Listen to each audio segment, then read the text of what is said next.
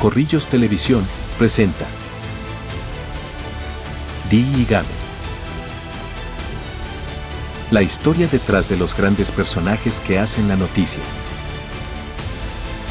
Dígame. Conducen Alfonso Pineda Chaparro y Rafael Díaz Mesa. Dirige Juvenal Bolívar.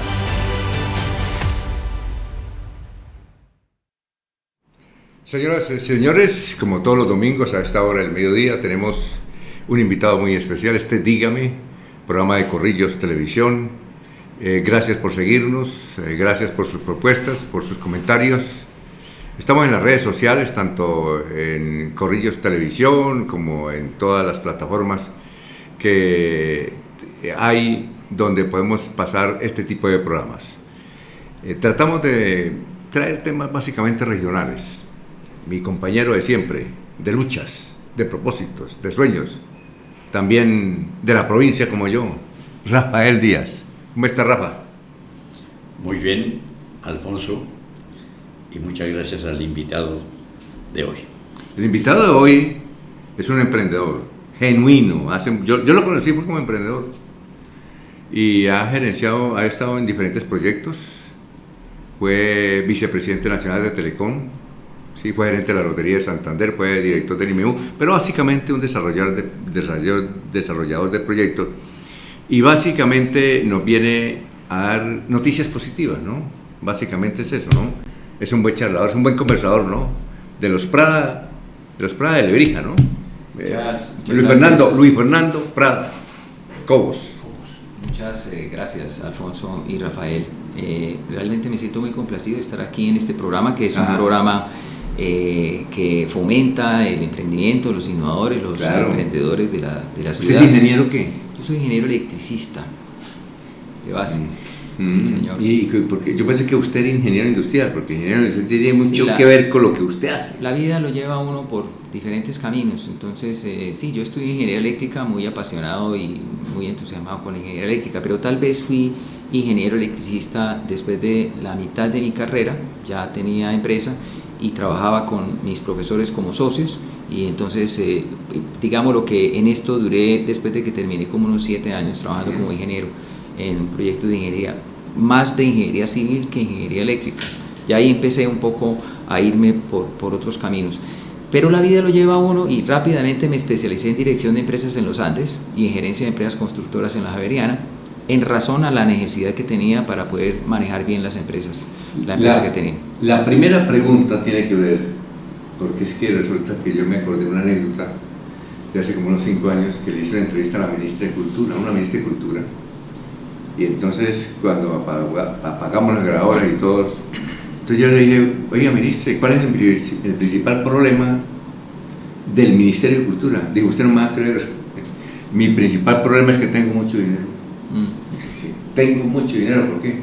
No, ese es mi principal problema. No saben presentar proyectos. Me duele que no sepan parar, y además los presentan y los dejan a medio camino. Digo, tengo, por ejemplo, en el corazón, digo, porque yo soy católica, apostólica y romana, que en la iglesia de San Laureano se les va a aprobar un crédito de 500 millones de pesos, prácticamente regalado, eso lo que vamos a dar. Y no le podemos entregar porque no están haciendo los documentos, no hacen las normas, y se me va a perder esa platica. Eso era como octubre, se me va a perder esa platica. Entonces el gran problema que yo tengo aquí entre nos es que, la plata. No, es que tengo mucha plata, y me explicaba que generalmente no solamente él, sino muchas entidades. Dijo, aquí hay convenios internacionales y todas esas cosas. La gente no tiene la paciencia, ¿sí?, de conseguir los recursos. Hay que seguir un trámite, hay que hacer la firma, hay que comprobar tal cosa, tal. La gente no, y a mí me duele eso. Ese es el gran problema. Yo lo que descubro en pocos segundos es lo siguiente: que Luis Fernando tiene mucha plata y además mucho talento en que invertirla. Más lo segundo que lo primero, desde luego. Sí, o sea, claro. Los emprendedores... Y además usted es un bueno para conseguir recursos. ¿Por qué la gente no sabe tramitar recursos, proyectos, pero sobre todo ante el Estado? Alfonso, hay una necesidad muy grande en nuestros países subdesarrollados realmente de formarnos en cómo gerenciar, cómo dirigir proyectos en general y desde luego cómo formularlos y conseguir recursos de cooperación nacional e internacional. En el país hay muchísimo dinero en los ministerios y en todas partes, normalmente desperdiciado. Normalmente, obviamente, hay regiones que han logrado construir colaborativamente gremios e instituciones de educación y el Estado se unen, como pasa en Antioquia. En Antioquia, Ruta N consigue más o menos 300.000 millones de pesos cada año en cooperación. ¿Eso es del Estado o privado? Esa es una corporación, entonces es de capital mixto. Ah, ya. Eso le permite, digámoslo, trabajar de manera privada, como un empresario privado consiguiendo recursos, entonces va y consigue recursos en todos los ministerios y también de cooperación internacional. Más o menos 300.000 millones de pesos lleva cada año a su ciudad. Es decir, el presupuesto de Bucaramanga, que son 300.000 millones de pesos más o menos que tiene para invertir, de libre inversión, eso es lo que consigue Ruta N. Nosotros podríamos tener un Ruta N aquí en Santander y podríamos traer, no sé, 100.000, 200.000 millones de pesos perfectamente para la región, pero no somos capaces de ponernos de acuerdo entre todos para crear esa corporación. Ese es un tema. Ahora, nosotros esto lo investigamos desde hace unos 15 años. El tema de la formación de gerentes de proyectos es tremendamente importante para el desarrollo de la economía.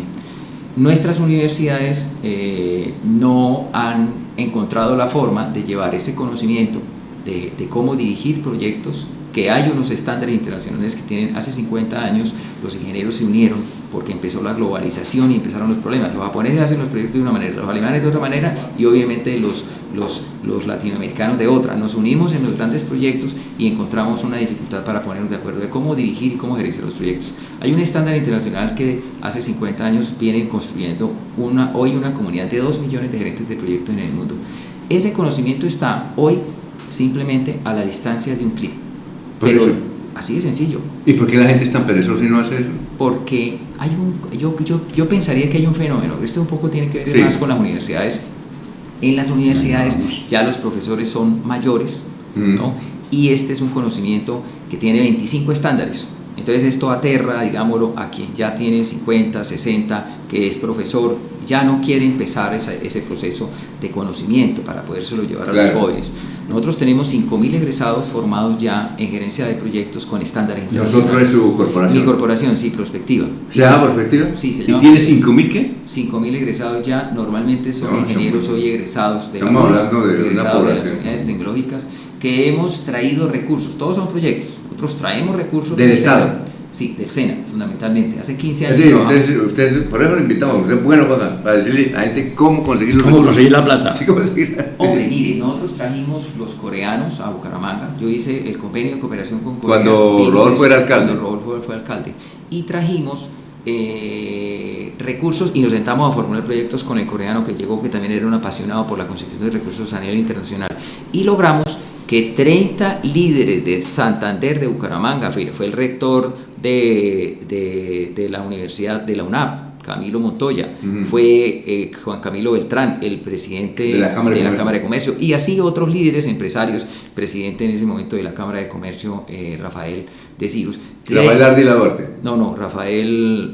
El de la Cámara, el presidente de la Junta Directiva era Rafael Ardila Duarte. No, en ese momento era Rafael, el de Cirus. Rafael Mendoza. Exactamente. Bueno, y otros, digámoslo, presidentes de gremios fueron a Corea y se formaron. ¿Ellos fueron a Corea? Claro, 30 los llevamos a Corea. ¿A usted también? ¿Corea del Sur? Yo fui primero para ver qué... Bueno, no solamente consigue el recurso, sino que viaja. Mire, normalmente... Oye, ¿a qué personas o entidades o instituciones le sirven a los señores entrenados en Corea? A ver, esa es una muy buena pregunta, Rafael, es una muy buena pregunta. Sí, claro. Debería de haber un compromiso antes de irse para Corea de encaminarse sobre un gran proyecto. Eso fue lo que yo hice. ¿Yo qué hice? Yo fui a Corea, primero formulo proyecto con Bell Park, que fue un gran amigo de Santander. ¿Bell Park es qué? Bell Park, el coreano, digámoslo. ¿Cómo que? ¿Un empresario? No, Bell Park suena como a firma, ¿no? Hicimos nosotros el convenio con Corea y lo primero que hicieron fue enviar a un experto. El tipo llega acá, ¿sabe quién era Bell Park? Había sido vicepresidente de la ANDI, más o menos la ANDI en Corea. Corea. Pero la Andi en Corea tiene 90.000 empresarios y él había construido el centro de convenciones en Seúl más importante que tiene obviamente el país. Y había sido representante de Corea ante la Organización Mundial del Comercio. ¿Podemos aclarar cuál Corea? Era una eminencia. Corea del Sur. Claro, Corea del Sur. Perfecto. A la del norte no entra Entonces, ni las enfermedades. No, hay que clarificarlo porque no todo el mundo tiene esa, muy buena la esa información. Oiga, Entonces Rafael, confunden una Corea con la otra cuando me parece que hay mucha diferencia. sí, todo el mundo la confundimos, yo también la confundo. Así es. Pero la de Corea del Norte ya no entra nadie. No, para nada. Bueno, entonces para continuar un poco el tema formulamos con Bell el proyecto. ¿En qué consistía el proyecto? Crear en Santander un centro de innovación parecido a Ruta N, pero con el conocimiento de los coreanos. Corea se desarrolla precisamente porque arranca con 8 centros de innovación y logra, llevar los 3 o 4 grandes sectores a un nivel de tecnología y de innovación que hoy tiene pues obviamente esa economía en un nivel de desarrollo muy alto. Yo no sé si... No, continúe. Y entonces, en virtud de este esfuerzo, formulamos proyectos para que 30 líderes fueran a Corea, se formaran, vieran lo que estaba pasando en Corea. Ellos se formaron y todo. No, pues obviamente estuvieron 15 días allá, es un proceso de formación es interesantísimo. Más de uno que fue a Corea dijo, esta es la experiencia más interesante que he tenido en mi vida. Y estoy hablando de personas que han tenido un gran privilegio. Claro, entonces, porque no van de turistas, van a esa otra cosa. Van a trabajar. A un aprendizaje interesantísimo. El asunto es, bueno, ¿y qué pasó con ese conocimiento? Claro, yo salí del IMEBU, como todo el mundo lo debe saber, por un momento de soberbia de Rodolfo, que también todo el mundo sabe que eso es así. Sí, disculpe, porque aquí sí no lo puedo dejar pasar. Rodolfo sí, no tiene sino solamente momentos de soberbia. No, Rodolfo, ¿momentos? Perdóname, pero no sé. Lo que pasa, Rafael, es que eso es muy normal, ¿no? O sea, quien tiene mucho dinero y ha logrado grandes cosas en la vida, empieza a construir un ego demasiado alto y no se da cuenta de eso, porque es un poco... Entonces, y esto es muy bueno, pero en cualquier momento también puede hacer mucho daño. Entonces, un poco, pues eso pasa, digámoslo. Para mí la experiencia ha sido pues muy interesante. Yo hice todo lo que tenía que hacer para traerle conocimiento a la ciudad, para ayudar sobre todo a los pequeños emprendedores. Yo digo que los vendedores ambulantes de la ciudad son pequeños emprendedores y que nosotros lo que somos es realmente unos emprendedores con un potencial de innovar inmenso, pero no tenemos conocimiento para hacerlo. ¿Se puede enseñar, no? Claro, de eso se trata.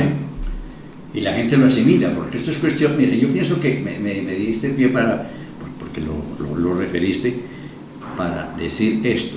Las universidades están dedicadas en Colombia y casi en toda parte de América a formar doctores. Muy grave. Los doctores, hay una anécdota, pero no el espacio no da para eso, pero los doctores somos las personas que necesitamos que otros hagan por uno. Nada de mirar la cosa práctica, las universidades no miran la práctica, nada de mirar gerentes, nada de mirar líderes, doctores, porque la gente se le hace, como dicen los campesinos, agua en la boca diciendo que soy doctor en esto o en aquello. Rafael, ¿estoy equivocado en eso? Mi recorrido en las universidades, pues yo estoy trabajando con universidades desde el año 2000, que llegué a asesorar la Universidad de Santo Tomás durante 4 años, asesoré un poco la universidad para todas las sedes. Esa universidad tiene 40 sedes, digámoslo a distancia en ese momento, hoy virtuales, y tiene 5 grandes sedes, Bogotá, Medellín, Bucaramanga, entre otras. Y también simultáneamente asesoré la Universidad de San Buenaventura para la creación de nuevos programas y para cómo básicamente estos programas encajan con las necesidades del mercado. Entonces, y de ahí pues he pasado por la UDES. Hoy tengo una alianza con la UDES para la creación de la maestría en gerencia estratégica de proyectos, un tremendo programa que tiene una gran aspiración de ayudar a mucha gente. Sobre todo la educación es un sector muy hermoso que permite precisamente ayudar, contribuir al crecimiento de los profesionales y pues obviamente de las personas. A veces no son necesariamente profesionales en programa de posgrado, pero en pregrado, digamos, lo podría ser simplemente un joven que llega y empieza su proceso de formación. Luego, esto es esto es enriquecedor espiritualmente, digo yo. O sea, un poco el ser humano tiene que tener un propósito. Posiblemente mi propósito es formar, es ayudar, contribuir desde la formación a que otros profesionales y otras personas, mire, hemos formado campesinos en el tema empresarial, emprendimiento. Pero ese es el caso tuyo, la universidad genéricamente. La universidad no, en ese sentido, digámoslo, trabajando con la UIS y con universidades públicas también, no podemos generalizar, pero sí un porcentaje alto de doctores, como usted lo dice, ¿cierto? Y de universidades están muy concentrados en ese conocimiento científico, ¿cierto? Y dejan de lado el conocimiento de los empresarios, que es muy importante. O sea, eso es práctico. Es práctico, claro, es decir, lo que hay que tocarlo. Hay que traerlo, ¿no? O sea, cuando uno estudia la innovación social, como se estudia, por ejemplo, cuando hablamos de Gunther Pauli o hablamos digámoslo, de estos grandes expertos, es necesario unir el conocimiento científico de la universidad, la visión empresarial, la genialidad de los empresarios, ¿sí? Eso es como agua y aceite, y unirlos con el poder y el recurso del Estado. El Estado es riquísimo, pero no sabe qué hacer con los recursos. Entonces, ni se apoya en la ciencia, en el conocimiento, ni se apoya en la visión empresarial. Si nosotros somos capaces de unir esto, creamos entonces las grandes soluciones para la sociedad. Cuando usted analiza esto, encuentra que, por ejemplo, la pobreza, voy a hablar de un solo rengloncito de la pobreza, o de la causa de la pobreza. Nosotros tenemos unos campesinos, agricultores, por ejemplo, como podría ser Lebrija, ¿cierto? Agricultores de mandarina, sí, claro, de limón, de piña, aguacate. Y eso es milenario. Siembran, aprenden a sembrar la mandarina, aprenden a sembrar la piña, los diferentes cultivos, y cuando llega la cosecha, los productos no valen 3 pesos, no valen nada, y se arruinan. Entonces, cada vez estamos más arruinados. Eso tiene una solución estructural, y es la agroindustria.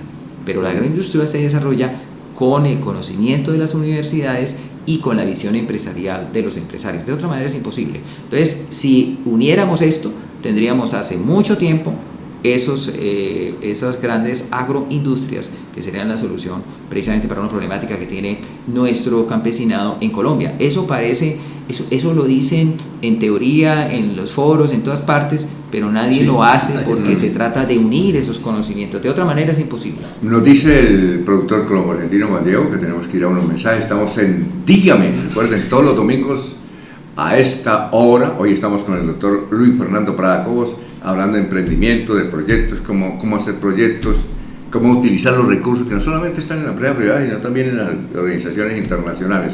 Vamos a una pausa y regresamos. Corrillos Televisión está presentando Di y Gaby. Dicen que la Tierra se mueve por un efecto rotatorio llamado inercia. Nosotros estamos seguros que el progreso es el que nos mueve.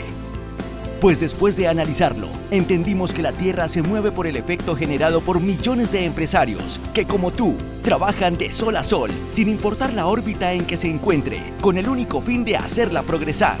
Es por eso que esta es una invitación a que sigamos moviendo al mundo, renovando la matrícula mercantil. Porque sabemos que después de 365 vueltas al sol, nuestras empresas no son las mismas. Y hacerlos nos genera mayor confianza en el ámbito de los negocios, que luego podremos traducir en progreso. Progreso que nos mueve.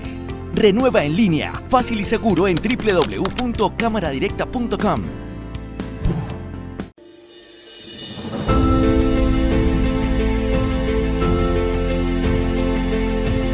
Girón Colonial Centro Comercial nace como un proyecto con enfoque social, pensando en el desarrollo del municipio, en su gente y en la economía regional, orientado a la generación de empleo, el impulso del comercio y convertir a Girón en un polo de desarrollo. Es así que un grupo de empresarios con arraigo en el departamento se unieron para cumplir el sueño de aportar a la comunidad santandereana y construir este megaproyecto que hoy se convierte en la obra comercial más importante del área metropolitana de Bucaramanga. Girón Colonial posee características especiales que lo convierten en una obra sin igual y con gran atractivo, en especial por ser el primer centro comercial de Girón, instalándolo como el único oferente de este tipo de comercio en el municipio y el llamado a absorber en gran medida la demanda insatisfecha de productos y servicios que existe actualmente en la región. La ubicación es otro aspecto para resaltar. El proyecto se erige sobre el anillo vial, contiguo a la avenida Los Canelles y enfrente al portal de Metrolínea de Girón, un punto de intersección importante que conjuga la presencia sobre una autopista nacional y el ingreso a la ciudad colonial, representando una vitrina permanente para los consumidores locales, los santandereanos que viven en el área metropolitana y todos aquellos viajeros que transitan hacia otros departamentos. La concentración poblacional es igualmente un factor a resaltar, debido a la construcción de varias áreas residenciales donde el número de habitantes se ha incrementado notablemente, siendo favorable para el proyecto esa proximidad con los consumidores potenciales.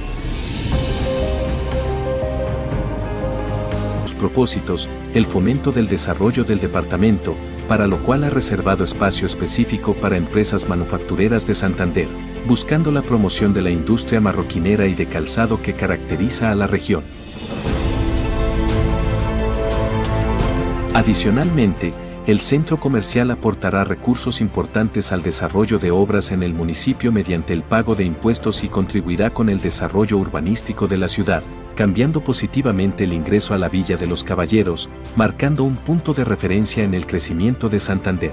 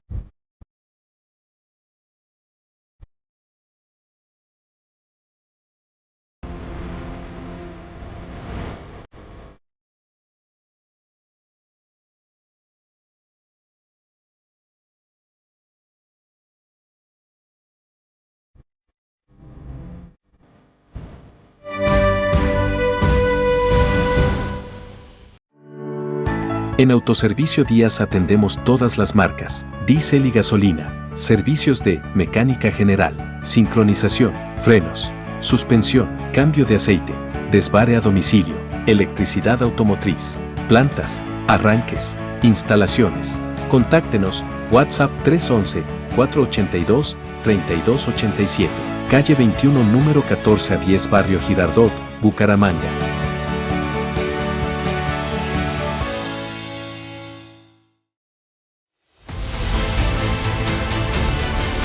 Corrillos Televisión está presentando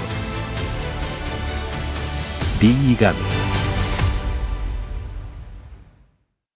Bien, estamos hablando a esta hora del mediodía, domingo hoy, luego de ir a misa mayor. ¿Te va a misa o no?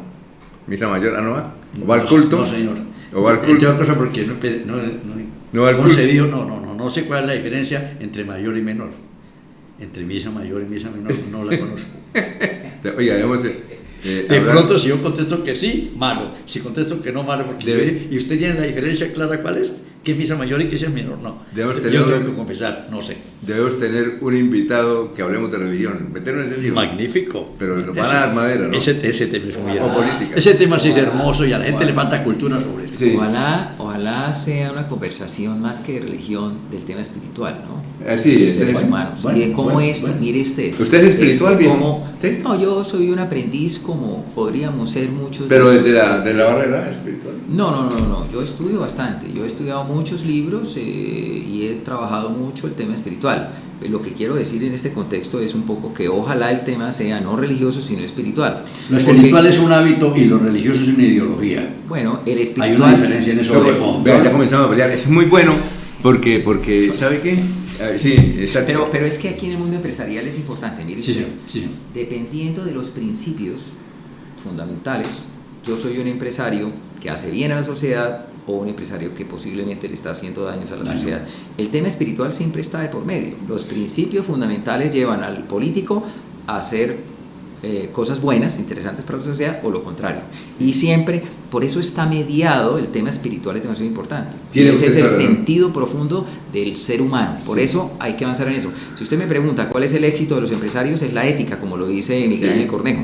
La ética es la base fundamental sobre la cual se construye la confianza. Yo hago un acuerdo con una universidad, con un gran empresario, es decir, yo hago un acuerdo, ustedes hacen acuerdos todos los días. Y si hay ética de por medio, se genera una confianza que es la plataforma para que podamos trabajar juntos y hacer grandes cosas con nuestros acuerdos, con nuestras alianzas. Yo soy un hombre de alianzas. Nosotros trabajamos, nuestra organización es una organización que trabaja con la Asociación Colombiana de Ingenieros hace 10 años, ¿cierto? Con las universidades en alianza, con infinidad de organizaciones, Pacific, Rubiales, Coca-Cola, bueno, todas las empresas por ejemplo son alianzas, hacemos alianzas. Todo esto tiene una base fundamental, la ética, sobre la cual se puede construir. Y quizás se apoya en algo un poco más fuerte que la ética, porque la ética es un concepto muy artificial, muy cambiante. Pero mire, se apoya así en una cosa práctica, que tú le enunciaste ahora con otras palabras. El trabajo, ser capaz de trabajar en equipo. Pero eso de trabajar en equipo tiene muchas exigencias. La primera, la más importante, no puede haber trabajo en equipo donde no seamos iguales todos. Por eso yo siempre he dicho, a mí me llamaron a dictar cursos de trabajo en equipo, porque yo quiero entender algo de eso en las escuelas militares. Digo, por eso aquí no funciona el trabajo en equipo, porque aquí hay generales y aquí hay soldados. Y resulta que el trabajo en equipo, nadie puede ser doctor ni más que el otro. Y eso de bajarnos en Colombia, de bajarnos, digo yo, de bajarnos al mismo nivel, eso sí cuesta trabajo. Oye, Rafael, yo creo que nos cuesta trabajo a los mayores sobre todo. Mire lo que pasó con la pandemia en términos de gerencia de proyectos, llevémoslo allá, llevémoslo al mundo empresarial. Con la pandemia hoy estamos en reuniones virtuales prácticamente todo el tiempo. Media humanidad trabaja desde su casa, o sea, todo el tema es virtual.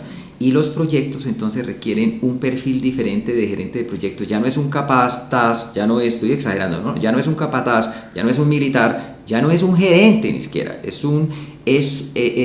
director de los proyectos es un colaborador más que está recogiendo el conocimiento de todos para integrarlo y ponerlo a funcionar como un equipo de alto rendimiento. O sea, los grandes proyectos en el mundo están funcionando hoy precisamente porque hemos logrado construir un nuevo conocimiento, se llama metodologías ágiles un poco, y obviamente los nuevos principios. Y básicamente virtual. Claro, la virtualidad un poco empujó todo esto, ¿no? Porque la pandemia, eso fue lo bueno en la pandemia. Se fueron muchos amigos, pero... Eso es una de las cosas buenas de la pandemia, ¿no? Muchas cosas buenas, obviamente, se construyeron. Pero no se puede decir tal vez muy duro, porque entonces la gente le dice a un crítico, le dice, señor, ¿y por qué para arreglar el país no traemos otra pandemia? No trae otra pandemia. Oye, pero la espiritualidad, doctor Luis Fernando, es muy importante. Resulta que... Eso es ético, sí. A mí me gusta entrevistar a emprendedores, sobre todo los que han empezado de cero y tienen muchos recursos. El único que no me consiguió una entrevista fue Ardila Lule, pero sí me permitió una charla con él. Me dijo, no.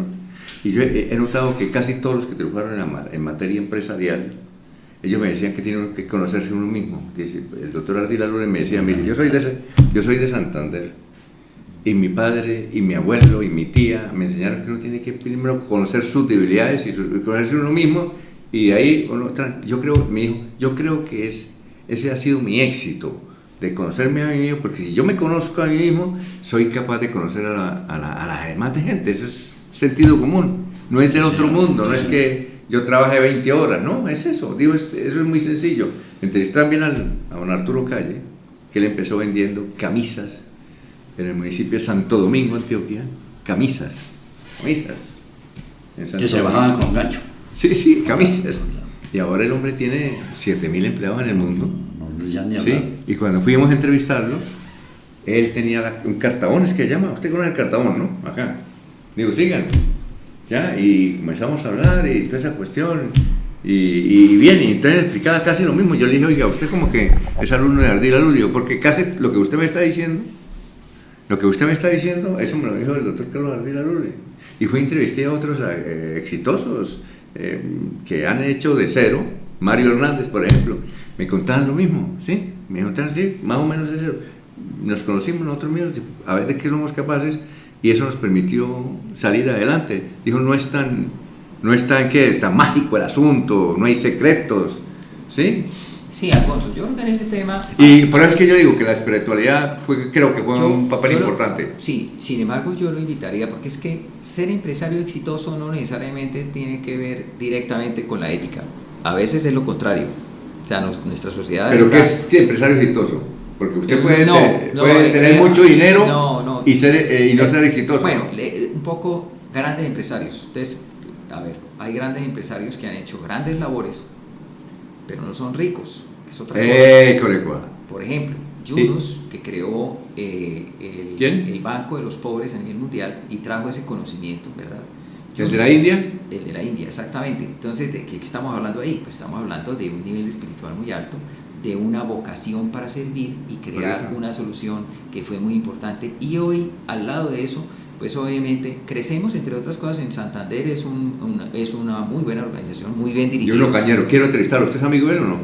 Yo soy amigo de él y me parece... ¿Cómo es que llama? ¿Cristian? Muy joven. ¿Muy joven? Muy joven, sí. Él, muy joven y desde muy joven lo conocí, un chino recién egresado como ingeniero industrial de la UIS, supremamente piloso. Pero yo escuché yo lo felicito porque el tipo... Pero entonces un poco es allá abajo. Yo escuché la historia de él, que él era un campesino, un campesino de Ocaña. Pero mire cómo impresionante. Lo que él veía de problemática allá en el campo, que no había recursos para los campesinos y esto, le permitió darse cuenta y trabajar conectado con ese sentido espiritual, con ese sentido de propósito, de ayuda, y logró crear una organización muy bonita. Que se llama Crecemos.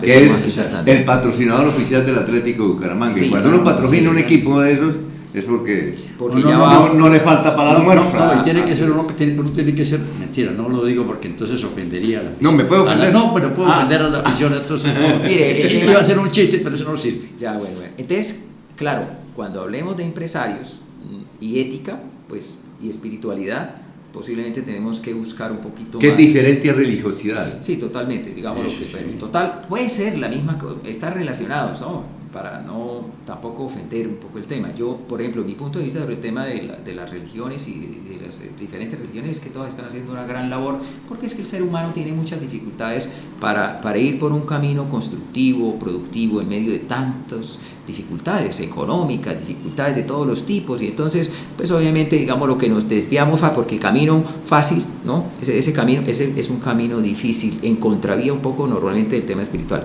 Y hablando de los empresarios, pues hay empresarios que son extractivos completamente, que le hacen un gran daño a la sociedad, pero están llenos de plata, ¿no? Por unas prácticas monopólicas, con unas prácticas. Entonces, ese tema tiene mucho fondo, Alfonso, el tema de la espiritualidad con el mundo empresarial. Sí. Ahora, de todas maneras, yo me apoyaba, cuando empezamos a conversar de ese tema, en autores como precisamente Miguel Ángel Cornejo, que es un autor mexicano, que habla, a él le pregunta. Que ya murió. Él estuvo varias veces en Bucaramanga. A él le preguntaban cuál es el factor clave de éxito del mundo empresarial, del empresario. Y él decía una sola palabra: la ética. Y tiene toda la razón. La ética del empresario genera confianza en el mercado. La ética del empresario genera confianza con sus aliados estratégicos. La ética es la base de la confianza. Si yo no tengo comportamientos éticos, no soy capaz de avanzar empresarialmente de verdad. O sea, puedo tener pasitos, pero en la medida que no soy ético, acabo con una relación de un aliado estratégico muy importante, porque se genera desconfianza, o simplemente eso se nota en el mercado y yo empiezo a ver cómo mis productos no son apreciados porque incurren precisamente en comportamientos no éticos. Un poco, él lo explicaba hablando de manera muy sencilla. Tuve la oportunidad, vino muchas conferencias aquí a Bucaramanga. Sí, un buen tipo. Digámoslo pero podemos recoger con muchos autores. Muy clara, era un artista en el micrófono, no podía durar 3 horas ahí en el Luisa Calvo. Pero Luis Fernando acaba de hacer una precisión, me parece interesantísima, que cabría para que la persona común, el medio, comprenda también fácilmente. Mire, nosotros tenemos, o mejor la ética tiene un problema muy serio, aparte de que la gente no la practica, sino que la lleva siempre en los labios, pero no en el corazón, tiene un problema, la confusión con la moral.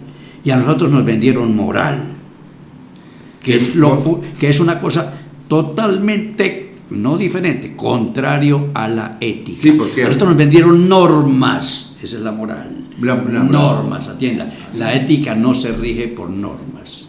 Es el conocimiento personal y mi modelo de vida que enseñe. Eso es así y lo estás diciendo de esa manera. Rafa, sí, qué bueno que dijo, perdón, qué bueno que dijo. La moral es un asunto reglamentado. Sí. La ética es un asunto como el corazón. Eso, sí, qué bueno. Correcto. Yo no pido permiso. Yo me baso en autores, digámoslo, podría denominarle de base científica. Stephen Covey, sí, un investigador de Harvard, desarrolla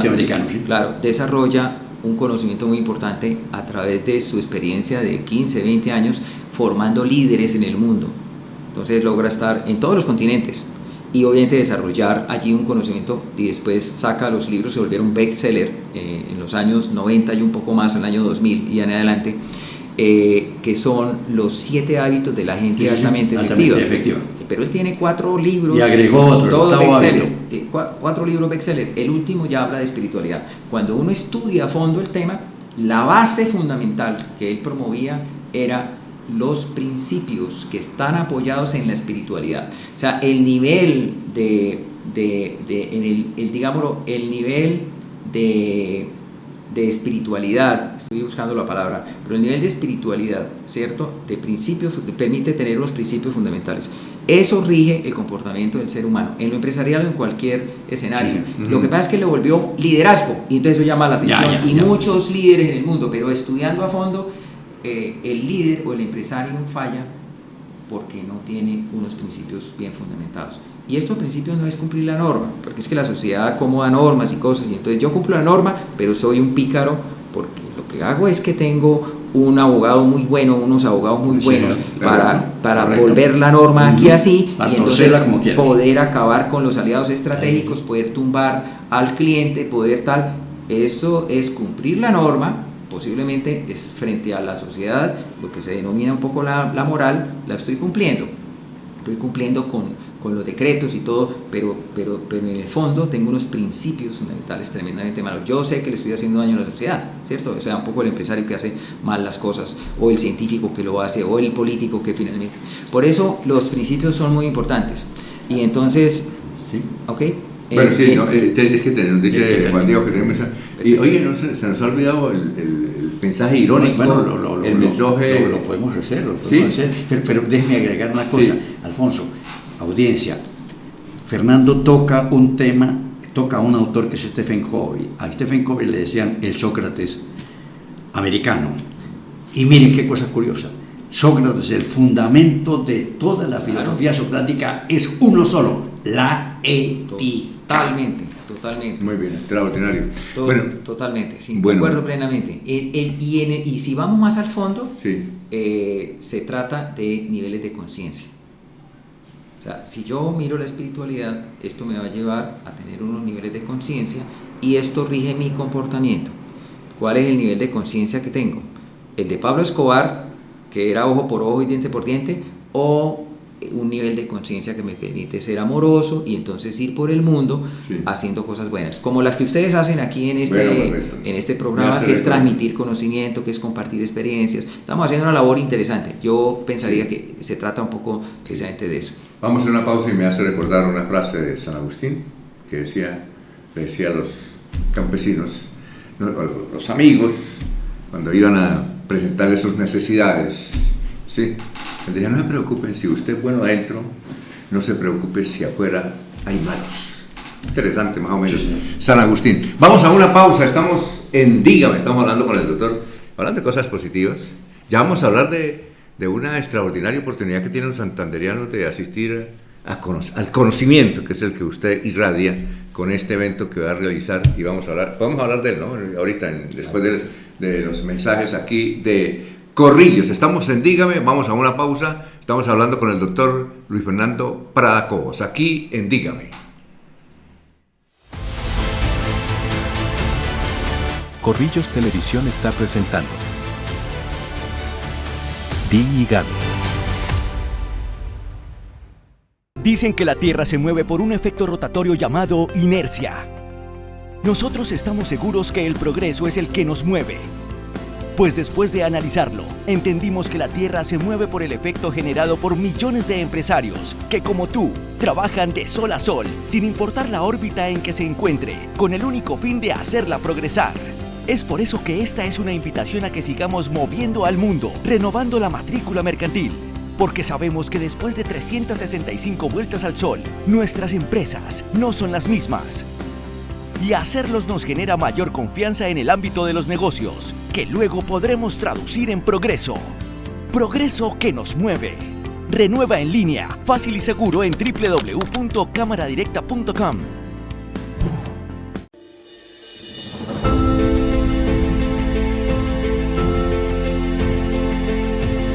Girón Colonial Centro Comercial nace como un proyecto con enfoque social, pensando en el desarrollo del municipio, en su gente y en la economía regional, orientado a la generación de empleo, el impulso del comercio y convertir a Girón en un polo de desarrollo.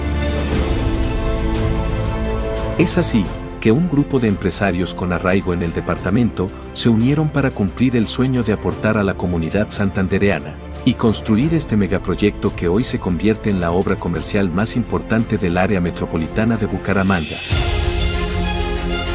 Girón Colonial posee características especiales que lo convierten en una obra sin igual y con gran atractivo, en especial por ser el primer centro comercial de Girón, instalándolo como el único oferente de este tipo de comercio en el municipio y el llamado a absorber en gran medida la demanda insatisfecha de productos y servicios que existe actualmente en la región.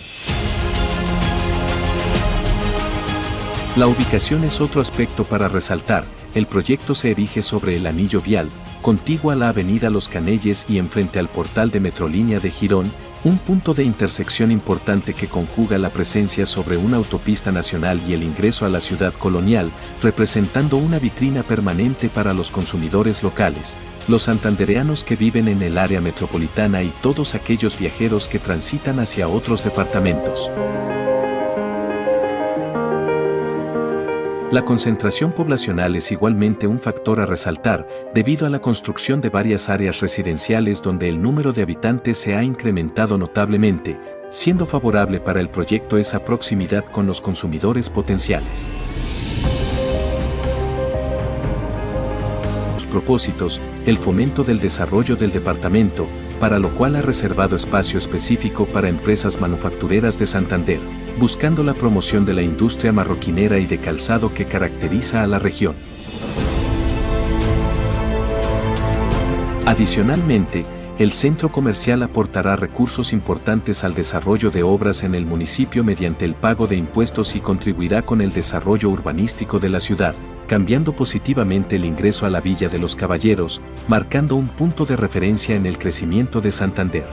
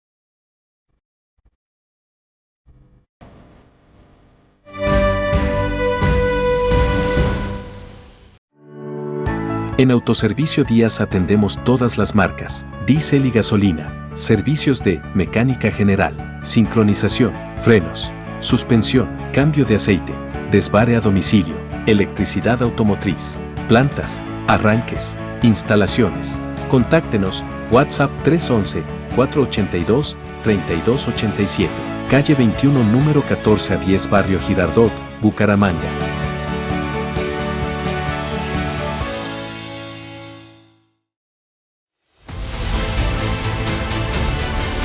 Corrillos Televisión está presentando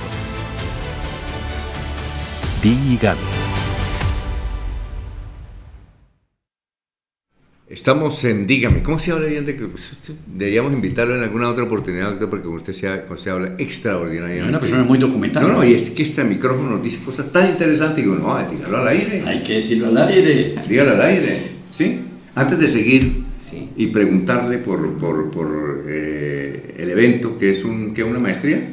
Sí, es el lanzamiento de la maestría en gerencia estratégica de proyectos. ¿Para qué sirve? Basada en estándares internacionales. ¿Para qué? Esto es ¿Para muy qué? ¿Qué importante. universidad lo hace? Perdón, porque La aquí hay que Universidad de preguntar eso. Santander. Pero ¿para qué ¿La UIS? sirve? ¿La Pero UIS? ¿para qué sirve eso? Perdón. Aspiramos a formar los líderes precisamente que garanticen, tengan suficiente conocimiento para garantizar el éxito de los proyectos al interior de las empresas, en los municipios, alcaldías, gobernaciones, en el Estado. Proyectos privados y también del Estado. Claro, público. Eso es virtual, es el mejor conocimiento que hay Pero en es el virtual. mundo.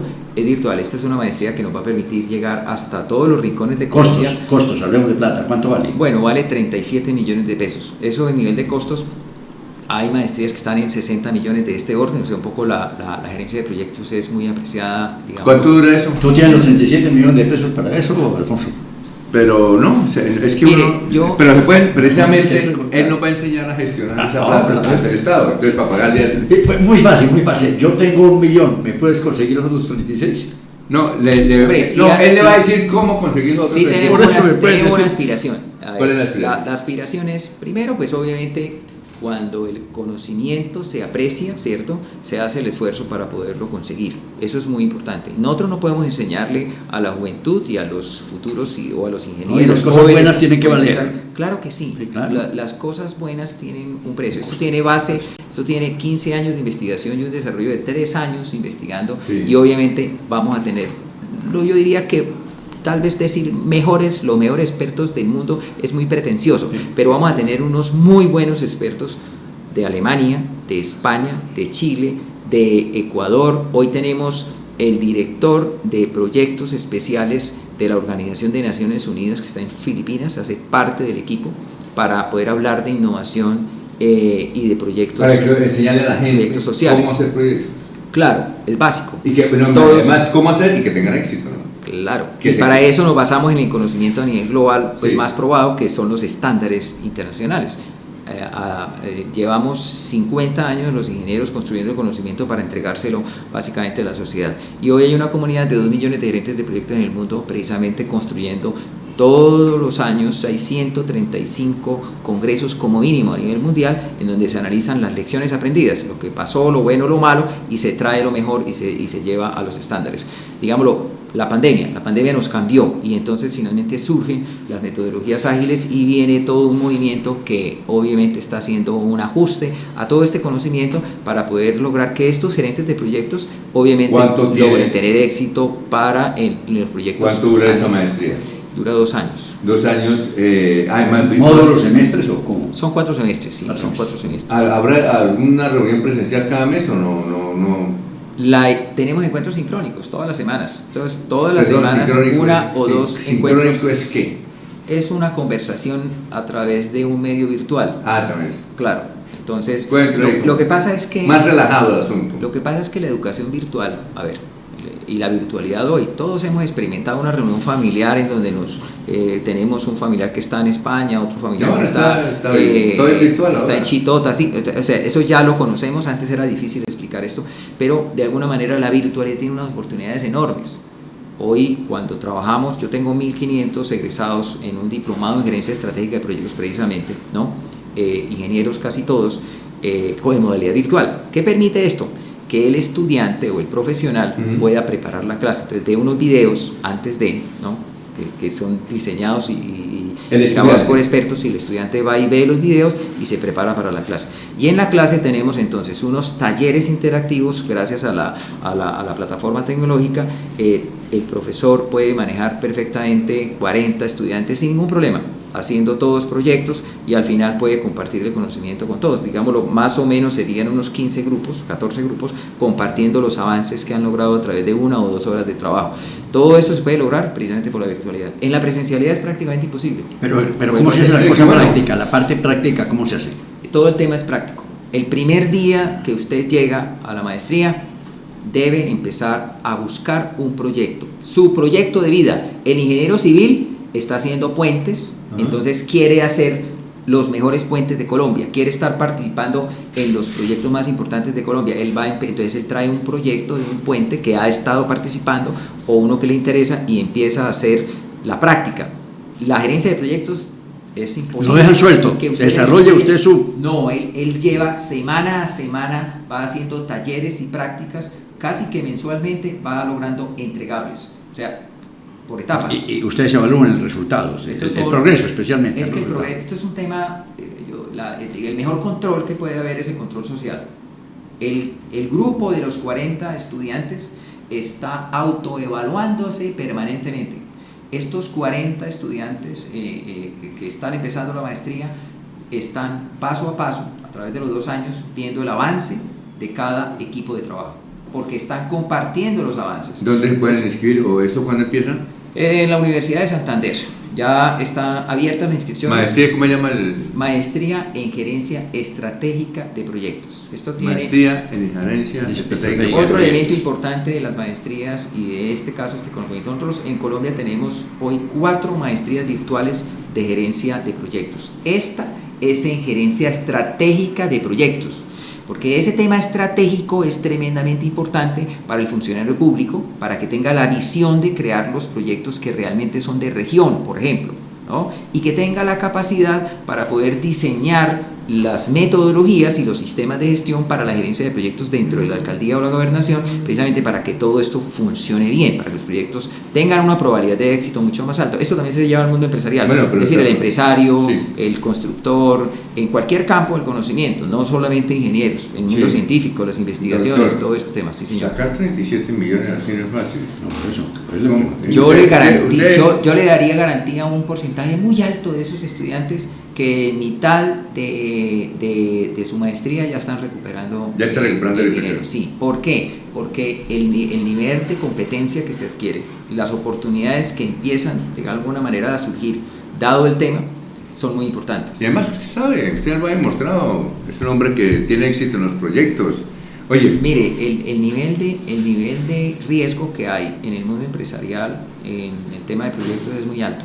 Normalmente los empresarios tienen un conocimiento, saben hacer su plan estratégico, saben hacer sus modelos de negocios, sus planes de negocios, saben estructurar la estrategia de la empresa, pero cuando llegamos a la operacionalización del plan, la ejecución, esto se convierte en proyectos, y ahí, como no tenemos conocimiento para dirigir los proyectos, ahí empezamos a tener pequeños o grandes fracasos. Eso también pasa en el Estado. Sabemos el plan de desarrollo, pero cuando llegamos a la materialización de los proyectos, ¿por qué Metrolínea, que es un dolor, el dolor más grande que tiene Bucaramanga es Metrolínea? ¿Eso qué es? Es un gran proyecto, el proyecto más importante posiblemente de la región, sí, que hoy nos genera un problema para toda la economía. ¿Por qué? Porque el proyecto se hizo mal, tal vez desde el principio, toda la cantidad de decisiones que tomaron ahí, eso es falta de conocimiento. Yo lo comparo con un proyecto del metro de Santiago de Chile. Allí lo dirigió una persona formada con maestría en gerencia de proyectos y creó la oficina de proyectos con el conocimiento, digámoslo, de los estándares internacionales. 135 proyectos simultáneos hicieron que este proyecto se cumpliera en tiempo, en costo y en calidad. Sí. Hoy, ¿cómo funciona el metro de Santiago? Perfectamente bien. Eso es lo que nosotros merecemos como sociedad. Pero aquí hacemos un Metrolínea que es un desastre desde el principio, un cúmulo de errores. ¿Ahí cuál es el error? No, es que son tantos, ¿no? Entonces la idea... mal gerenciados. Sí, bueno, la idea es... cuéntenos el que estaba extra micrófono, el señor que era ateo, el empresario que era ateo, cuéntenos. Bueno, trate de reducirlo porque me lleva un tema, porque es que yo le tengo aquí uno local. Usted no tiene una, es norteamericano, ¿no? Sí, bueno, David Hawkins escribe 10 libros después de que vive una experiencia muy dura, como posiblemente la necesita cualquier ser humano para poder llegar a la espiritualidad. O sea, nosotros no llegamos a la espiritualidad porque sí. Eso es casi materialmente imposible. Bueno, la Madre Teresa de Calcuta y otras, digámoslo, personajes del mundo, pues lo han llegado porque simplemente tienen tal vez esa vocación de estudio y tal. Pero el ser humano normal necesita tal vez un reto y un reto que le traiga la vida, como a este señor Hawkins. Hawkins, médico, psiquiatra con doctorado, dueño de su propia clínica, pero a los 38 años... Diga que era ateo, era ateo. Sí, él era ateo. Sí. Y a los 38 años está en un quirófano por diverticulitis. Y finalmente, ahí en ese momento, pues reta a Dios. Dice, bueno, si existe, pues eso lo escribió en los libros. O sea, yo no estoy inventando cosas, simplemente está escrito en sus libros. Reta a Dios y finalmente entra en coma. Y milagrosamente al otro día no necesitó la operación y empieza su recuperación. En un mes ya está recuperado totalmente de diverticulitis. Es decir, le digo, si usted Dios existe, aproveche. Yo estoy aquí, todavía sirvo, tengo 38 años, puedo servirle a la humanidad. Después de esa experiencia, al mes, él dice esto científicamente yo no entiendo, ¿cierto? Entonces empieza la búsqueda espiritual y él obviamente dura 7 años estudiando, se va y murió viejo. A los Himalaya. No, después escribe 10 libros que combina con la práctica médica, o sea, vuelve, después de 7 años vuelve, él dejó la medicina y a los 7 años regresa otra vez y entonces junta el conocimiento científico con la espiritualidad y crea en sus 10 libros cómo básicamente avanzar en lo que tiene que ver con los niveles de conciencia. Yo le tengo... Sí, perdón, es que me toca cortarlo porque no aquí sí, Juan Diego me dice, corte. Es que yo tengo un caso parecido acá, de tantas entrevistas que uno hace, un presidente de la USO, santanderiano, no voy a dar el nombre, era ateo. Y él me decía que tenía que dedicar un programa para demostrar que Dios no existía, ¿no? Exacto, era ateo.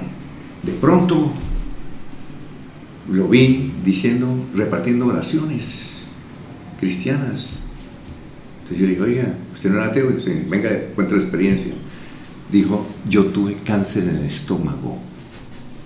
Y como yo era ateo, le dije, bueno, como todo el mundo me decía que Dios decía Dios, también lo reté.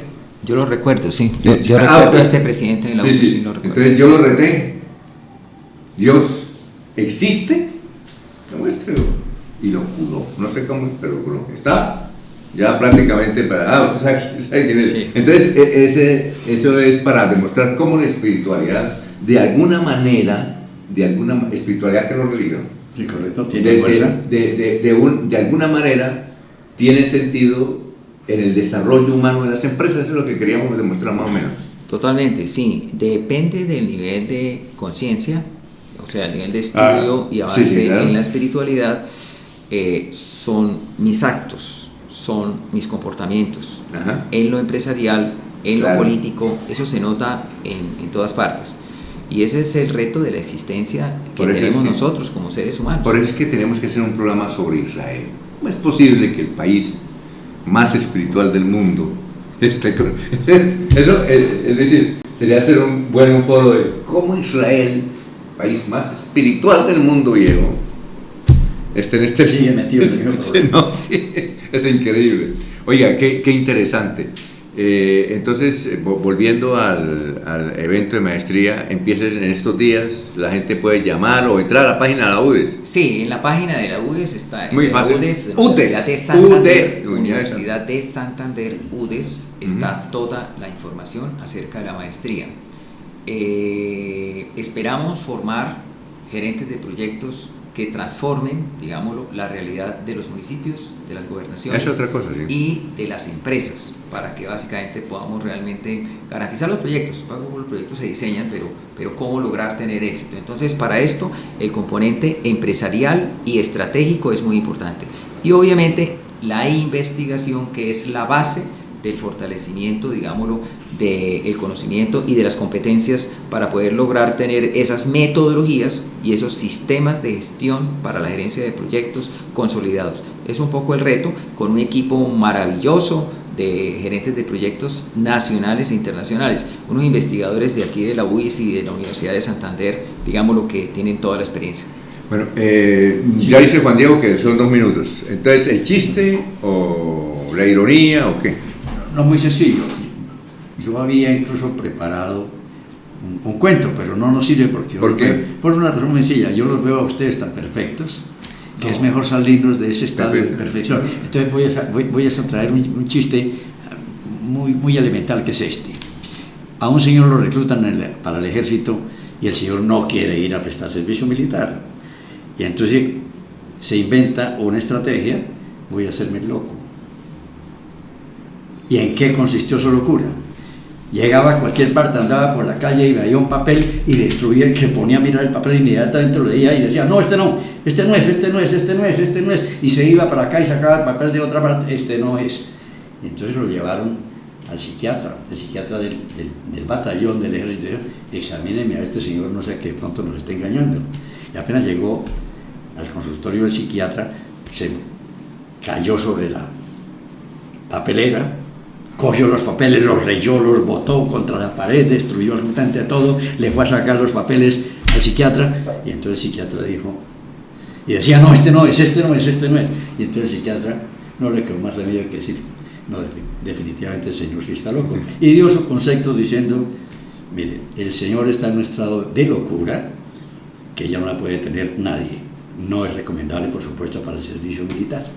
Y le entregó el documento al señor. Apenas el señor llegó el documento, dijo: médico, gracias, este sí es.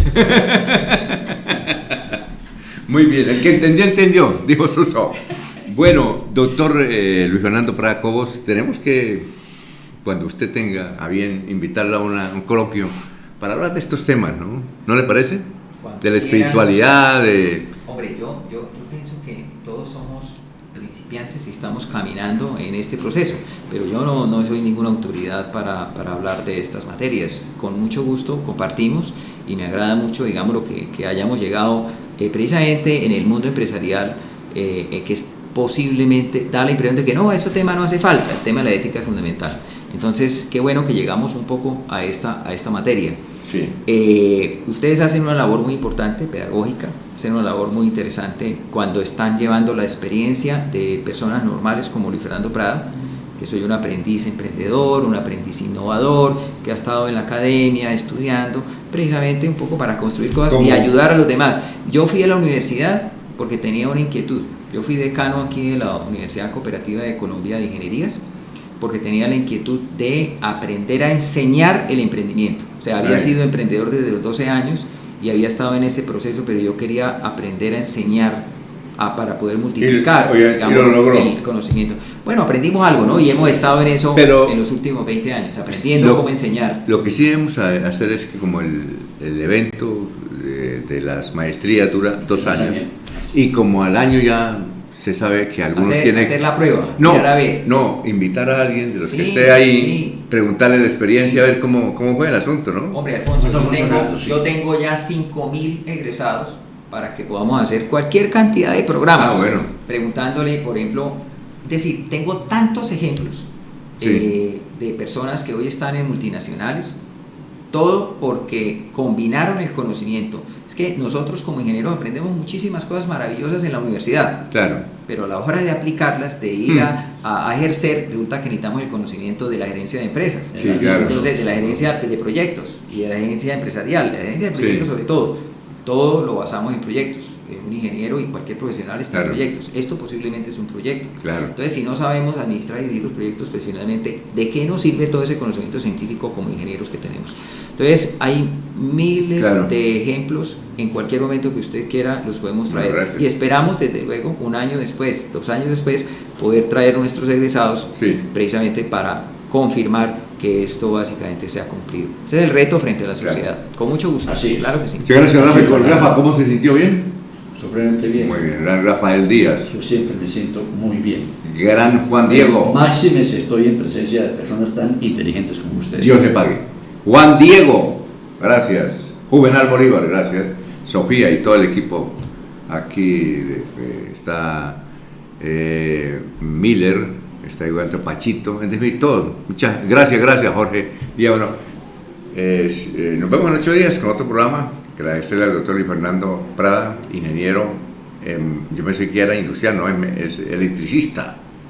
Muy amable, que pasen un buen domingo y nos vemos dentro de 8 días aquí en Dígame. Muchas gracias, Alfonso. Corrillos Televisión presentó Dígame. La historia detrás de los grandes personajes que hacen la noticia. Dígame. Conducen Alfonso Pineda Chaparro y Rafael Díaz Mesa. Dirige Juvenal Bolívar.